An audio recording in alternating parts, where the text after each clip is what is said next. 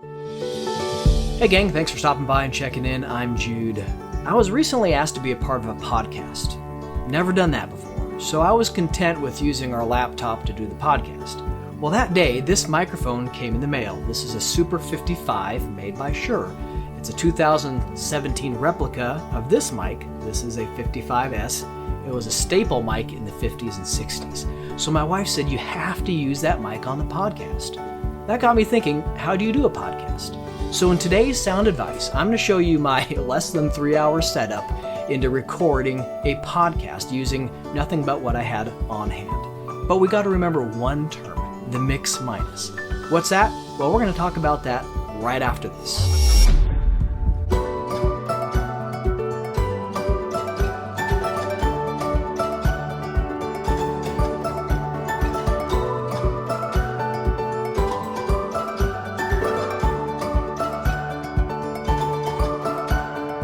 Congratulations on making it this far in the video. Give yourself a high five by hitting that subscribe button.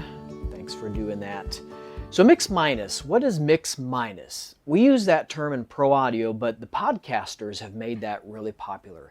Mixminus is simply this: sending everything back except the source to a given area. That could be a headphone mix, floor monitor mix, an instrument mix. It could be used on podcasting. In pro audio, when we're miking a choir, we don't ever want to send the choir mics back to the choir. We're distant miking the choir. That's a very difficult task to do. We need as much gain before feedback. If we take those choir mics and route them back into the choir monitors, we're going to get a lot of feedback. Plus, we won't be able to get the choir as loud. So a Mixminus principle is they're getting the mix they need minus their choir mics. In a recording studio, we would use Mixminus, and on podcasting, we would use Mixminus as well. So in podcasting, we need to get our audio, our microphone audio, back to the podcast without sending the source back to them.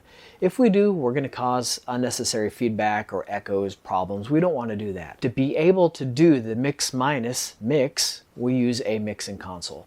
Now, I'm going to be coming from this from a church standpoint. Most churches are going to have a good mixing console to work with. If these are any of the churches that I've worked in, my staple entry-level mixing console is the Allen and Heath ZED series. Most of the ZEDs have a USB out. The USB is going to give us 2 digital audio channels leaving the console. And now on the ZEDs, you can choose left and right, aux 1, aux 2, or aux 3 and the effects engine. Also, we can bring 2 channels of digital audio back into the mixing console. In podcasting, we're going to be using headphones and then also a good microphone. Now, you don't have to use a fancy microphone like I'm using. I just used it because, well, my wife suggested, and then it helped me open my eyes to where I don't want to sound like a cheap podcaster. I want to sound good. Any good vocal mic that you have within your church sound system is going to be a great option to use. The biggest thing is you want a clean sounding microphone. Once you have a clean sounding microphone, you want to make sure you're using good preamps. That's why I want to be using the mixing console and not be relying on the computer as my preamp. So we can use analog outputs on our mixing console if we don't have the digital outs. Also, if our computer doesn't allow the analog audio to come in, we can also use external preamps that are going to have really good pre's and then have A to D conversion, analog to digital conversion, and that gets us into the computer. Now, when I plugged my ZED into the MacBook Pro, the MacBook instantly recognized the ZED as a sound card. So I was able to take the audio output from the computer and route that to the ZED, so I was able to hear the podcasters. Now that's 2 channels of digital audio coming into the ZED mixing console. Now I was able to take my microphone and send that through the USB into the computer, and just by simply routing the microphone to the external device, I was able to bring my audio into the computer. That's the easiest, cleanest way to get in and out of a computer is by using that option. When podcasting or doing any voiceovers, it's really good to be able to hear yourself. Now, I got one headphone on, one headphone off. This is the cheapest way to be able to hear yourself naturally. When we have conversations, we can hear ourselves. So if we can't hear ourselves, you got earplugs in, earbuds in, you tend to talk louder because you don't have that tonal or volume reference because your ears are being covered up. So I need to be able to route my microphone into my headphones. If I do that, that's going to give me a better tone reference, volume reference, and I'm going to sound more relaxed, more comfortable. If I can't hear myself, I'm going to be talking too loud and potentially going hoarse or distorting any of the preamps. Also, within the headphone mix, I need to be able to hear the podcasters. Now, we did this podcast through a Zoom meeting. I was able to hear everything they were saying, and then I was also able to see them. So how do we set up a Mixminus on an analog console like what I have here? It's real easy. There's a lot of things that we can do to get real fancy on the routing, but we're going to keep this really simple. Because I wasn't recording this, I used my left-right output and sent that to the computer, which then went to Zoom and to the podcast. Let me show you how I set it up. Here's my Super 55 microphone coming in on channel 8. Here's channel 8 right here.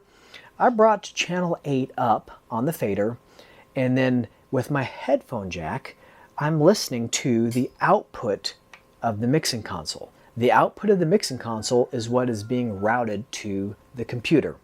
Now, if I hit channel 8 PFL, pre-fade listen, that now puts that microphone in my headphones. Now I brought the Zoom phone call meeting in through the USB input, and I was able to listen to the USB as well on the PFL. So I had my microphone turned on, unmuted, routed to the left and right, routed to the computer, and then I was bringing the computer in and just listening to it in my headphones. So I was able to hear what they were saying. I was able to hear myself talking, but then I was only sending them my audio. That's the Mixminus. I didn't send them their mix back. I sent them my mix without their source audio. So the Mixminus is a really important principle. How about this? Something that we do in our church, occasionally we'll take a missionary, bring them in through Skype or Zoom on the Jumbotron. Now, they're able to hear everything that's going through our house sound system, but we don't want their audio to be routed back to them. We'd create an instant feedback loop. So using the Mixminus principle through auxiliary sends, we send them everything that we're hearing in the house except their source phone call. We can communicate with them, they can communicate with us, but we don't have the feedback loop problem. That's the beauty of the Mixminus. It's that simple. Now, we can get complicated on this podcast setup, but like I said earlier, I was keeping it really simple. If you want to hear the podcast, it's called Not the Pastor. The link is in the description below. Take these principles, use them however you can, however wide the opportunity will allow you. I'm Jude, and this is my sound advice.